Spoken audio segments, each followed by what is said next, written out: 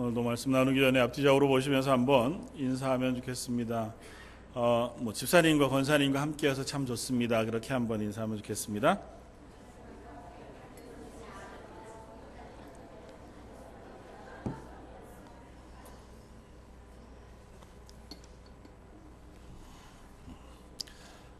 저희가 함께 하나님의 교회가 되어가니 참 좋습니다. 한때 한국에서 신문 기사가 너무 자극적으로 쓰여지고 지금도 여전히 똑같죠. 한국뿐만 아니라 전 세계가 다 똑같은데 그것들을 풍자해서 우스갯소리로 그 다음 날엔 이런 식의 우스갯소리가 돈 적이 있었습니다. 소크라테스가 너 자신을 알라 그랬더니 그 다음 날 한국 신문에는 소크라테스 국민을 바보 취급하며 막말하다 이렇게 제목이 쓰였다고요. 스피노자도 내일 지구가 멸망해도 나는 오늘 한 그루의 나무 사과나무를 심겠다 이렇게 얘기를 했더니 그 다음 날 신문에 스피노자 지구 멸망 악담 세상에 이런 일이 오늘 본문 이야기가 있고 나면 그런 신문이었다면 아마 이렇게 그 다음 날 쓰였을 거예요.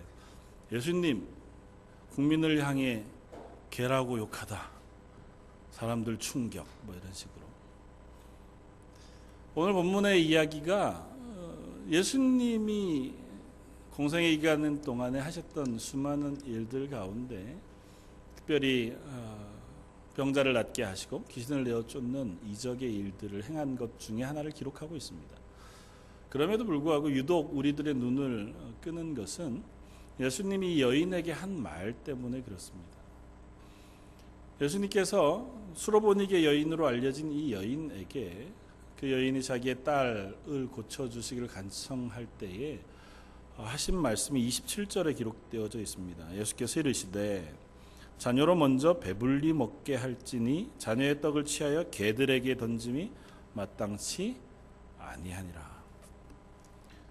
점잖게 표현해서 그렇고요. 좀 적나라하게 표현하면 이스라엘 백성 내 자녀들에게도 베풀 은혜가 부족한데 이방인인 너희 마치 개 같은 너희에게 베풀 은혜가 없다.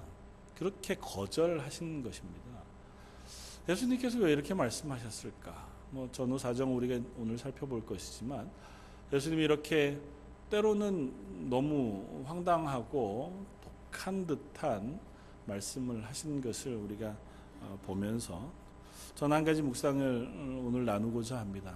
그럼에도 불구하고 예수님에게 간청하고 은혜를 구했던 이 수로보니게 여인의 믿음을 보면서 오늘 제목처럼 공중에 짓지 아니한 믿음, 우리의 믿음이 허공에 매달려 있는 머릿속에만 있는 것이 아니라 실제의 삶 속에서 발을 디디고 그렇게 세워져 가기를 함께 나누었으면 좋겠습니다. 이야기는 이렇습니다. 예수님께서 오늘 24절에 일어나서 거기를 떠나 두로 지방으로 갔다 그렇게 기록하고 있습니다. 거기를 떠나셨다고 하는 표현은 그동안 사역하시던 주 무대 주로 이 본문 앞쪽에 보면 오병이어의 이적을 행하시고 또 그 가버나움 지역 근처에서 수많은 병자들을 낫게 하시는 이적들을 행하셨습니다. 그러니까 수많은 사람들이 예수님을 향해서 몰려왔어요. 그러니까 예수님이 이제 막 각광받기 시작한 거죠. 이슈메이커가 됐고 사람들이 예수님에게 찾아와서 때로는 기적을 보여주실 것을 아니면 내 자녀들을 혹은 낫게 해주실 것을 사모하고 또 그것을 옆에 구경할 사람들로 가득 차 있었습니다. 예수님 거기를 떠나셨습니다. 그리고 조금 한적한 곳으로 가시고 또 더 한적한 곳으로 가시기 위해서 두로 지방으로 가셨다고 기록합니다. 두로 지방은 지금 이스라엘이라고 하는 나라의 경계 바로 북쪽에 위치하고 있는 해변가의 나라 도시이기도 합니다. 그러니까 이방이죠. 이스라엘 국경을 약간 벗어난 국경에 접경해 있는 이방 나라의 지역 쪽으로 가신 겁니다. 그곳에서 한 집에 들어가셨습니다. 그리고 숨으려고 하셨다. 성경은 그렇게 기록합니다. 그러니까 많은 사람들이 하도 치이니까 또 예수님을 따라서 너무 많은 사람들이 쫓아오고 예수님에게 수많은 것들을 요구하고 기대하고 하는 것 때문에 예수님께서 조금은 그들과 멀리 떨어지고자 하셨습니다. 여러 이유가 있겠죠. 말씀보다 이적에 너무 집중하던 사람들 때문에 구원의 복음을 전하기 어려웠기도 하고 또 사람들로 인하여 지치기도 하셨을 것입니다. 한 집에 들어가 아무도 모르게 하시려 하나 숨길 수 없더라고 표현합니다. 이미 두로 지역, 이방 지역인 그곳에도 예수님의 소문이 너무 많이 퍼진 것 같습니다. 예수님의 행한 수많은 기적 이야기, 또 가르치셨던 가르침 이야기들이 유대 지역과 갈릴리 지역에만 퍼진 것이 아니고 그 외곽에 있는 이방 지역, 두로, 시돈, 그리고 데가폴리, 그러니까 10개 큰 도시로 이루어진 이방 도시 지역까지 넓게 퍼져서 그곳에서도 예수님을 쫓아오는 수많은 사람들을 만날 수밖에 없었습니다. 그런 와중에 예수님을 향하여 한 여인이 찾아왔습니다. 25절, 이에 더러운 귀신 들린 어린 딸을 둔 한 여자가 예수의 소문을 듣고 곧 와서 그 발 아래 엎드렸다. 이렇게 기록합니다. 이 여인을 어떻게 소개하냐 하면 이름도 다른 것도 없이 마가는 26절에 그 여자는 헬라인이요 수로보니게 족속이다 라고만 쓰고 있습니다. 수로보니게는 수리아 지역에 있는 보니게 지역 사람이란 뜻이고 헬라 여인이라고 표현된 것으로 보아서 아마 헬라의 시민권을 가지고 있었던 이방 여인이었던 것 같습니다. 그리고 똑같은 본문을 기록하고 있는 것이 마태복음 15장에 똑같은 이야기가 기록되는데요. 거기에는 이 여인에 대해서 가나안 여인으로 소개합니다.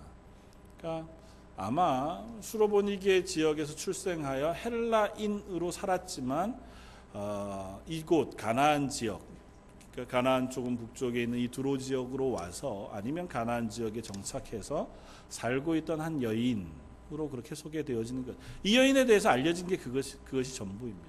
어쨌든 유대인은 아니에요.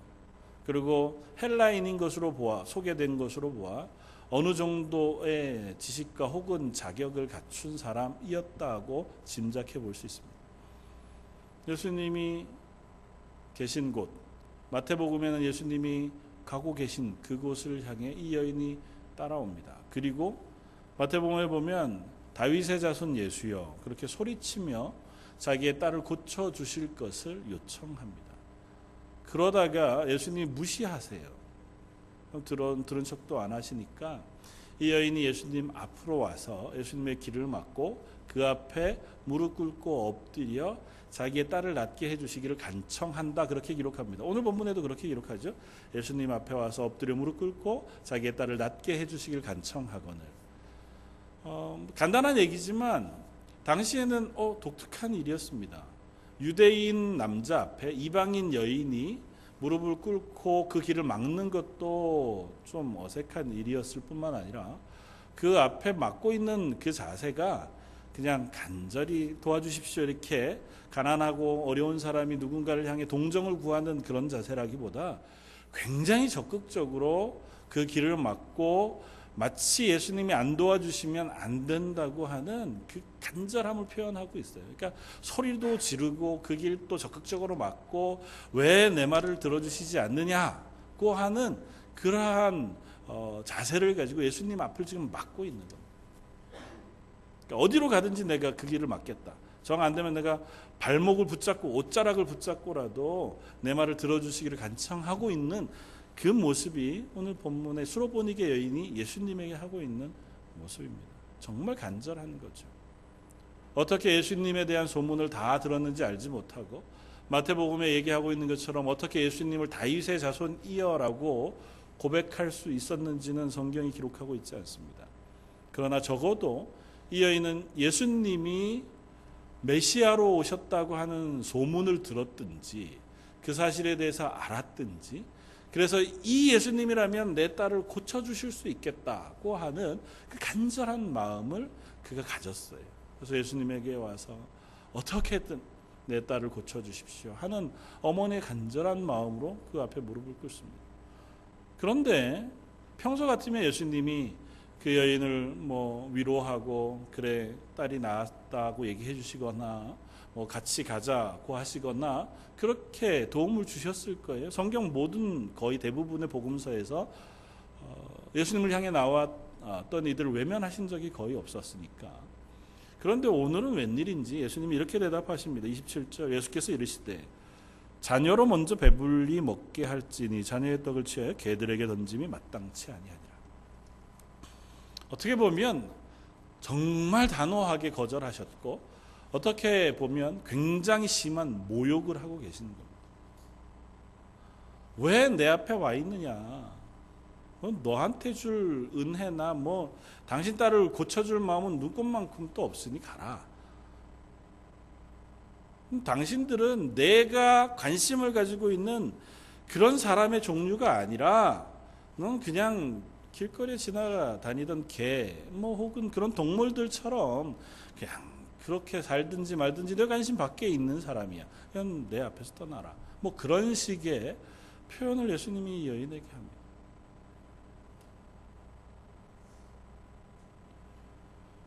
왜 굳이 예수님이 이렇게 말씀하셨을까? 우리 뭐 전후 문맥을 살펴보면 우리가 이해할 수 있습니다. 이건 이런 것입니다. 예수님께서 이 여인을 향하여 이렇게 말씀하시고 또 나중에 그 여인의 기도를 들으시고 그 딸을 낫게 해주시는 사건을 통해서 이 여인과 이 두로 지역이라고 하는 지역의 사람들뿐 아니라 예수님을 따라다니는 제자들과 이스라엘 백성들을 향해서 하나님의 구원이 이스라엘에게만 머물러 있지 아니하다는 사실을 가르치고 계시는 거예요. 지금 이 이방 여인을 향하여 개들에게라고 표현했던 이 표현은 이스라엘 사람들이 종종 하는 표현입니다. 특별히 이 두로와 시돈 지역은 이스라엘 북부 지역하고 접경 지역이잖아요. 그 지역에는 뭐 이방인들, 이스라엘 사람들이 서로 어울려서 서로 뭐 장을 만들고 물물을 교환하고 혹은 사고 팔고 하는 지역이었습니다. 그리고 그때는 요즘이야 1년 12달 언제라도 마트에 가면 늘 쌀을 살 수 있고 늘 먹을 걸 살 수 있는 세상을 우리가 살고 있지만 조금만 전만 해도 한국에 보릿고개라는 것이 있었듯이 추수할 때는 풍족하지만 그 다음 추수 사이에 아주 중간에 어느 기간, 뭐 겨울쯤 되는 그 기간에는 먹을 것이 없잖아요. 그런 때에 주로 평야 지역이 있었던 이스라엘 그 농부들, 가난한 사람들이 자기들이 곡식을 거두어 놓았던 그 음식들을 이제 사러 오는 이방인들이 있었단 말이죠. 그들을 향해서 했던 그때 당시의 이야기들이 바로 이런 것이었습니다. 우리들이 먹을 것도 없는데 저 이방인들 우리가 생각하기에는 개나 돼지나 별반 다를 바 없는 이 개돼지가 그냥 욕익이 아니고요. 구원받을 수 없는 사람들이란 표현이에요. 그러니까 구원받을 수 하나님의 언약을 받은 구원받은 사람들 말고 소나 돼지나 개 이런 동물들은 하나님의 구원과 전혀 관계없는 거잖아요. 그래서 하나님의 구원과 전혀 관계없는 이방인들을 표현할 때 개 이렇게 표현했대요. 물론 경멸하는 표현이 있었죠. 저 사람들한테 아무리 돈을 많이 준다고 이 곡식들을 팔아서 저 사람들을 먹게 하는 게 맞나? 아무리 가난해도 우리 이스라엘 백성들은 배 굶고 있는데 우리 또 먹을 게 없는데 돈을 많이 준다고 저 사람들한테 이 곡식들을 파는 게 맞나? 그러면서 했던 얘기가 자녀들을 먼저 배불리는 게 맞지 개들에게 이 먹을 것들을 파는 것 던지는 것이 마땅하냐고 하는 이야기들을 했었어요. 그러니까 예수님 그 이야기를 지금 똑같이 하고 계시다. 이스라엘 백성들은 먹을 것을 파는 문제도 똑같이 생각했지만 구원의 문제에 대해서는 더욱더 확실하게 이런 생각을 했습니다. 예수님이 물론 이방 지역을 향해서 가르치기 시작하셨지만 오늘 본문이 이제 그 첫 출발점쯤 돼요. 계속 유대에 또 갈릴리 뭐 그 지역에서 복음을 전하시다가 이제 이방 지역으로 나가셔서 처음 복음을 전하고 하나님의 구원의 소식들을 선포하고 계신 이 마당에 예수님은 이방인들도 하나님의 구원을 받을 수 있는 사람, 아니 하나님이 구원하시기를 원하시는 사람들이라는 사실을 가르치고 계신 겁니다. 유대인들이 너희들이 개라고 얘기하는 그들도 결국은 너희와 똑같이 구원을 받아야 할 하나님의 백성이라는 사실을 이 사실을 통해서 알려주고 계신 거예요. 이방 사람들, 그들은 이스라엘 사람들에게 안중에 없는 사람들이었습니다. 뭐 그들을 향해서 구원의 소식을 전하거나 아니면 그들을 설득해서 하나님을 믿고 그렇게 구원받은 언약의 백성 안으로 들어오도록 애쓰거나 그럴 이유가 없었어요. 우리들은 아브라함, 우리의 조상 아브라함과 하나님이 언약하셔서 우리를 하나님의 백성으로 불러주셨지만 쟤네들은 아니야. 그러니까 우리들은 하나님이 구원하시러 오시지만 쟤네들은 뭐 그냥 저렇게 살다가 죽는 게 마땅해 라고 생각했단 말이죠. 그들을 향하여 예수님이 말씀하시는 겁니다. 그렇지 않다. 어떤 의미에선 지금 이스라엘 백성들이나 이방인들이나 하나님 앞에 똑같은 자리에 서 있습니다. 이방인들은 하나님을 모르니까 그대로 살다가 그냥 죽으면 끝이 납니다. 멸망하는 거죠. 이스라엘 사람들은요, 하나님을 압니다. 율법도 알고. 그런데 그 율법도 그 하나님도 온전하게 섬기지 않아서 그들은 여전히 멸망 가운데 있는 사람들이었습니다.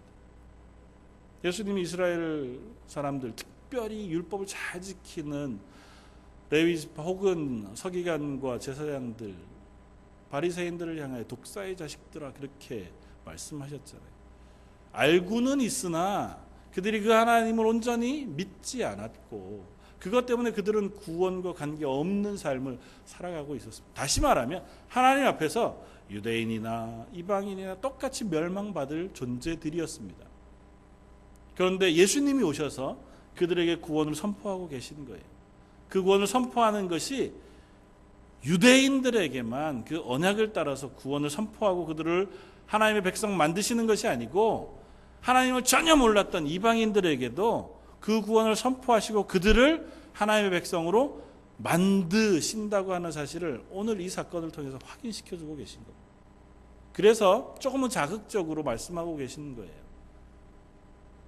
자녀들이 배불리지 못하는 상황에 그 떡을 개들에게 던짐이 마땅하지 아니하다. 유대인들이 옆에서 보기에는 맞습니다. 그렇게 했겠죠. 예수님 따라다니던 제자들도 뭐 당연하지요. 구원은 유대인들한테 주시는 거지. 뭐 불쌍은 하죠. 하나님이 불쌍하니까 긍휼히 여기어서 좀 도움을 주실 수는 있겠지만 저들에게 무슨 뭐 구원이나 대단한 은혜를 베푸실 만한 사람들은 아닙니다. 예수님이 이렇게 말씀하시면 옆에 있던 유대인들 속으로 씩 웃었을걸요. 예수님도 그렇구나. 그런데 이 수로보니게 여인이 예수님의 그 말을 듣고 이렇게 얘기합니다. 28절 여자가 대답하여 이르되 주여 올소이다마는 상 아래 개들도 아이들이 먹던 부스러기를 먹나이다. 참 하기 어려운 고백 그리고 신실한 믿음의 고백인 줄 압니다. 개라고 하셔도 좋습니다. 뭐 굳이 올소이다. 예수님 당신 하신 말씀 이스라엘 백성들이 늘 해왔던 그 말에 따르면 맞는 것인 줄 압니다. 저희는 하나님이 누군지도 모르고 한 번도 하나님께 제사해 본 적도 없고 그 말씀을 섬겨 본 적도 없어요. 그래서 개라고 하시다면 좋습니다. 그러나 개들도 상에서 떨어진 부스러기 정도쯤은 저희가 얻어먹지 않습니까? 그 부스러기와 같은 은혜라도 주시면 좋겠습니다. 예수님이 그 말을 듣고 이 말을 하였으니 돌아가라. 귀신이 내 딸에게서 나갔느니라 그렇게 말씀하세요. 그리고 그 시로 그 딸이 나았다고 성경은 기록합니다. 마태복음 15장에는 여자여 내 믿음이 크도다 그렇게 표현하세요. 내 딸이 나았느니라 그렇게 선언하십니다. 이 여인이 예수님을 향하여 고백한 고백을 예수님이 들으시고 믿음이 크다고 인정하신 후에 그 딸을 낫게 해주셨습니다. 예수님이 그 딸을 낫게 해주셨다는 것은 복음서의 기록으로 우리가 살펴보면 그 집에 구원이 임했다고 우리가 이해해도 조금도 틀리지 않습니다. 이방인이었습니다. 하나님의 은혜와는 관계없는 사람들이었어요. 이스라엘 사람들에게는 그저 동물과 조금도 다를 바 없는 구원과는 결코 관계없는, 개가 율법을 지킬 가능성이 있어요? 없잖아요. 그런 의미입니다. 아무리 똑똑하게 훈련시켜 놓은 개라 해도 개가 613가지 율법을 어기지 않고 지켜서 구원받을 가능성은 없단 말이죠. 그러니까 이방인들은 아무리 애써도 구원을 얻을 수 없는 사람들인 줄 알았는데 예수님께서 그들에게 하나님의 구원의 은혜를 거저 베풀어 주셨다는 겁니다. 이 일을 통해서 비로소 이방에 있는 이들에게도 하나님의 구원의 소식이 전파되어지는 줄 알았습니다. 물론 이후에도 성령이 제자들에게 임해 그들 속에 역사하셨을 때에도 여전히 주저함이 있었습니다. 정말 이방인에게도 복음이 전파되는 걸까? 나중에 베드로가 고넬료의 집에 성령이 임하는 것을 보고 비로소 하나님께서는 유대인과 이방인을 차별치 아니하시고 그들에게 은혜 베푸시는 줄 비로소 알게 되었다고 고백합니다. 거기까지 가기까지 예수님께서 이들에게 먼저 그 사실을 보여주시는 거예요. 그래서 저와 여러분들도 사실은 구원을 얻은 거죠. 유대인이 아니고 율법을 지킨 사람들이 아니며 어려서부터 하나님을 예배한 사람이 아니었는데도 불구하고 어느 날 갑자기 우리를 불러 하나님의 자녀 삼으시고 예배하는 사람 삼으신 것인 줄 믿습니다. 근데 저는 이 자리에서 한번 이 여인의 고백을 묵상해 보았으면 좋겠다 생각이 되어졌습니다. 이 여인이 겸손하지요. 그리고 어떤 면에서는 그저 딸을 살리겠다고 하는 어머니의 간절한 마음이었을 겁니다. 그렇죠? 이 여인이 예수님을 정말 하나님의 아들인 줄 알고 정말 대단한 믿음이 있어서 그 믿음을 붙잡고 예수님에게 나와서 무슨 모멸, 무슨 예수님 말씀하셔도 나는 기필코 내 딸을 낫게 해줄 것을 믿습니다. 이렇게 고백했다기보다 온갖 수단과 방법을 가리지 않고 딸이 나을 수만 있다면 내가 뭐든지 하겠습니다가 아마 솔직한 심정이었을 거예요. 그렇죠? 그리고 보통은 모든 부모나 어머니들이 자식을 위하여 기도할 때 이와 같습니다. 어머니들이 자식들을 위하여 기도할 때 앞뒤 가리지 않고 사실은 기도하잖아요. 죄송합니다. 표현이 한국에서 혹은 여기에서도 비슷하겠지만 자녀들이 어려운 일이 있을 때 그 어머니들이 하는 기도 그것만큼 간절한 기도가 없습니다. 심지어는 사람들로부터 그 기복신앙이야 왜 그렇게 해? 라고 핀잔을 들을 만한 일들조차도 합니다. 뭐 수능 앞두고 40일 왜 어머니들이 이렇게 금식을 많이 하시는지요? 교회 다니시는 분만 금식하고 기도하는 게 아니고 뭐 저 팔공산에 올라가면 거기 가서 금식하며 불공 드리는 분도 얼마나 많은지요? 수능철만 되면 교회고 절이고 온갖 데 다 한국에 있는 수능 보는 어머니들이 다 가서 온갖 정성과 온갖 치석을 다 드리고 그게 어머니의 마음이에요. 에이 그렇게 하면 안 돼. 하나님 믿는 사람이 그러면 안 돼. 그건 기복신앙이에요. 물론 그런 부분이 있습니다. 그러나 그 전에 그 마음을 하나님께서 아신다 생각합니다. 그렇게 하시라는 의미가 아니고요. 적어도 그들에게 있어서는 내 자녀를 위하여 하나님이 이걸 해주셨으면 좋겠다고 하는 간절한 마음 하나만큼은 진실이라고. 그리고 좀 더 나아가서 이 수로보니게 여인 속에 예수님이라면 이 간절한 기도를 들으실 거다라고 하는 믿음이 있었다고요. 그 믿음이 정말 참 믿음이냐 아니냐를 떠나서 이 여인은 이것밖에 붙잡을 게 없었어요. 예수님 외에는 예수님께서 고쳐주시지 않으면 이 딸을 고칠 방법이 없는 거예요. 그래서 예수님에게만 매어 달렸던 겁니다. 그리고 그것이 그 여인이 할 수 있는 최선의 믿음의 고백이었습니다. 그래서 말씀을 전하는 사람으로 가끔은 제 믿음이 과연 이와 같이 실제적으로 내 삶 속에 고백되어지고 있는가를 물어봅니다. 제가 좋아하는 분 중에 신영복 교수라고 하는 분이 있습니다. 뭐 가끔 한 번씩 제가 말씀을 드린 적이 있는데 그분이 어떤 이유로 감옥에 오래 있는 동안 여러 사람을 만났어요. 그러면서 쓴 글 속에 감옥에서 만난 한 목수 이야기를 써놓았습니다. 목수인데 집을 짓는 큰 대목수였습니다. 그 사람과 이런저런 얘기를 하다가 집 이야기를 하게 됐죠. 그러면서 이제 목수가 자기가 집 이야기를 하면서 이렇게 바닥에다가 손가락으로 집을 그리더라는 거예요. 근데 집을 그리는데 보통 우리는 집을 어떻게 그리냐면 이렇게 지붕 그리고 이렇게 그리잖아요. 그죠? 보통은. 근데 이 목수는 맨 밑에 주춧돌 먼저 그리고 그 위에 기둥을 그리고 그 다음에 벽을 그리고 그 위에 석가래를 얹고 그 위에 지붕을 그리더라는 거예요. 그러면서 이분이 깜짝 놀랐다는 거예요. 이 사람은 집을 짓는 사람이기 때문에 의도야 어떻든지 간에 이 집이 지붕부터 지어질 수 없고 주춧돌이 놓아져야 기둥이 놓아지고 기둥이 놓아져야 벽이 세워지고 그 위에야 비로소 석가래가 얹어지고 지붕이 얹어진다는 사실을 자기 삶 속에서 그렇게 알고 있는 사람이라는 거죠. 그 그림을 그릴 때도 그림 그리는 거야 지붕부터 그리면 어때요? 뭔 상관이 있습니까? 그런데 이 사람은 습관적으로 주춧돌부터 그리더라는 겁니다. 그러면서 그 사람은 교수였으니까요. 신영복 교수는 혹시 내가 가진 지식이 지붕부터 그리는 그런 공중에 붕 떠 있는 지식은 아니었을까? 실제 삶하고는 이렇게 괴리가 있어서 알고는 있고 뭐가 좋은 건지 뭐가 바른 건지 가르칠 수도 있고 얘기할 수도 있는데 정작 삶하고는 멀리 떨어져 있어서 실제 삶 속에서는 그렇게 살아내지도 않고 살아보지도 못한 그런 지식만 가지고 살아갔던 건 아닐까 그런 고백을 했더라고요.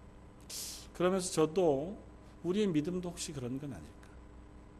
성경에 대해서 설명할 수 있고 믿음이 뭔지에 대해서 설명할 수 있고 누군가를 보면서 야 그건 그렇게 믿는 거 아니야 그렇게 판단할 수도 있지만 정작 내 삶 속에 믿음으로 고백해서 사는 삶은 전혀 없는 믿음은 여기에만 있고 내 삶 속에 믿음의 결정과 고백과 삶은 전혀 찾아볼 수 없는 그래서 공중에만 지어놓은 그런 믿음을 가지고 살고 있는 것은 아닐까.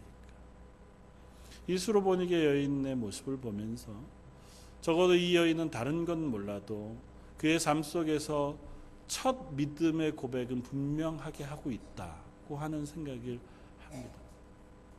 이 여인은 물론 이것 때문에 예수님이 그 딸을 고쳐주시고 그 구원의 은혜를 경험하게 되어서 너무너무 좋은 해피엔딩으로 끝나죠. 그러나 이 여인은 적어도 이분 앞에 나아가서 간절히 매달릴 믿음을 가지고 있었다는 거죠. 저 여러분들의 믿음은 어떻습니까? 하나님을 믿고 하나님이 우리의 삶의 주인이시라고 고백하시고 그 하나님께서 나의 삶의 일거수일투족 속에 동행하시고 역사하신다고 우리가 고백합니다. 그 하나님이 살아계시다고 아는 것 말고 고백과 삶 속에서 우리가 믿음으로 살아내고 계십니까? 그 첫걸음이 우리에게 시작되어야겠다 생각이 되었습니다. 어쩌면 난 왜 아직도 믿음이 이것밖에 안 되지? 그렇더라도 우리가 그 자리를 지나가야 그 다음을 갈 수 있는 것 같아요. 하나님 내 기도를 들으시는 분인 줄 알고 내가 어려움에 봉착했을 때 눈물 뿌려가면서 그 하나님 앞에 메어 달리는 사람이어야 그 하나님이 살아계시다고 믿는 믿음이 진짜인 줄 알죠.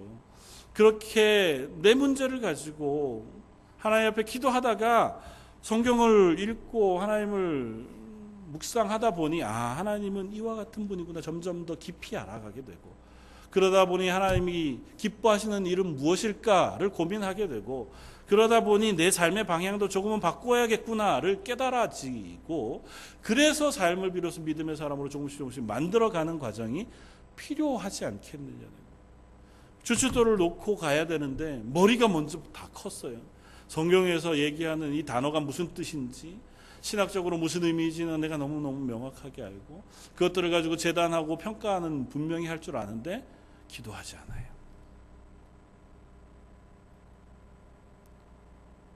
성경 어디 무슨 얘기 그러면 저 목사님은 저걸 바로 해석을 못했어.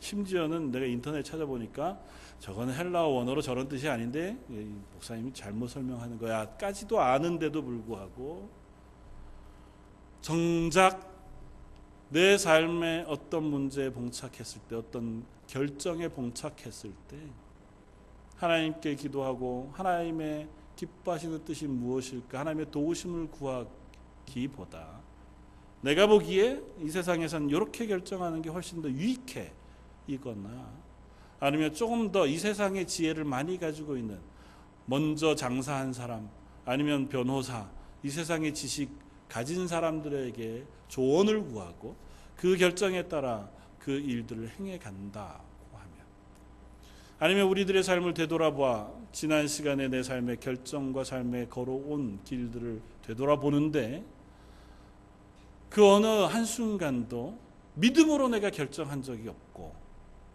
그 중요한 순간에 하나님 앞에 기도함으로 하나님의 은혜를 경험한 적이 한 번도 없으며 그러려고 시도해 본 적도 한 번도 없었다면 혹 우리들의 신앙은 허공 위에 지어진 믿음은 아니겠는가 하는 생각을 합니다.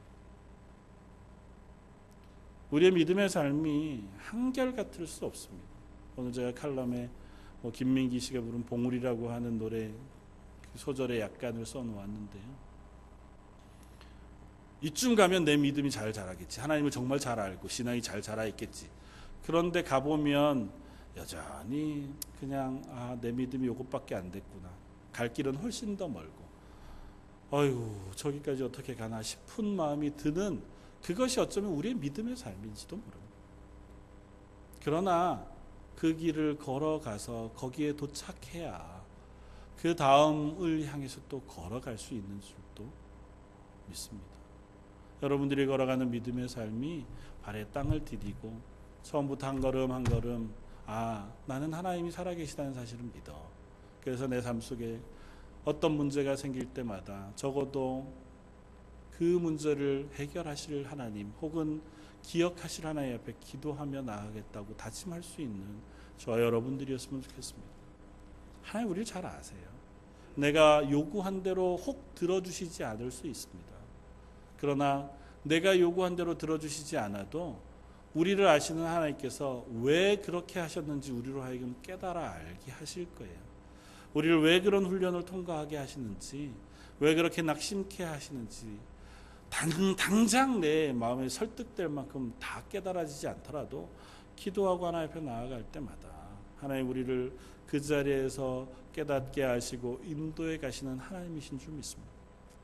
저희 런던 제일장로교회 성도 여러분들 허공에 짓지 아니하고 발에 땅을 딛고 하나님의 순전한 믿음 그 첫걸음부터 이 수로보니게 여인처럼 조금씩 걸어갈 수 있는 저 여러분들 되시기를 주님의 이름으로 축원을 드립니다. 한번 같이 기도하겠습니다. 감사와 찬양을 받으시기에 합당하신 주님, 이 수로보니게 여인이 예수님 앞에 드린 그 간절한 마음과 고백을 들으시고 여인아 내 믿음이 크도다 말씀하시고 그 은혜를 넉넉히 베풀어 주신 것을 저희가 봅니다. 하나님 저희의 삶도 하나님을 향하여 믿음의 고백을 드리며 살아가는 삶 되게 하여 주옵소서. 여전히 저희들은 연약하고 때로는 우리의 믿음이 공중에 지어진 집과 같이 현실과 동떨어져 있는 것 같을 때도 있지만 이 자리에서 다시 한번 하나님의 살아계심을 믿음으로 고백하고 내 삶의 문제들을 하나님 앞에 내려놓으며 하나님이 내 삶의 인도자 되시고 구원자 되시다는 사실을 고백하며 나아가는 하나님의 사람들 되게 하여 주옵소서. 그 고백 위에 이번 일주일 동안도 하나님의 풍성한 은혜를 부어 주옵소서. 오늘 말씀 예수님 이름으로 기도드립니다. 아멘.